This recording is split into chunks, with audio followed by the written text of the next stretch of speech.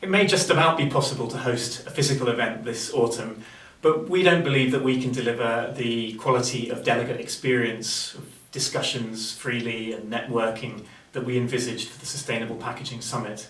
And that's why we've decided to reimagine what would have been a physical event in Lisbon as a 2-month-long season of virtual events.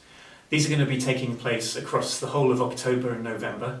They're going to consist of panel discussions, networking, workshops, and the awards ceremony for the Sustainability Awards 2020. We're going to be looking at the overall definitions and objectives of sustainability.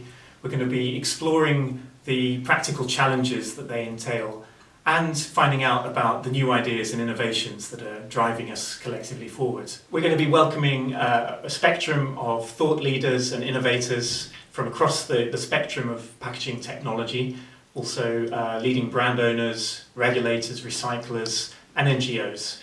We very much hope that you can join us for some or all of the sessions, and we'll be releasing details on our website, newsletters, and social media channels.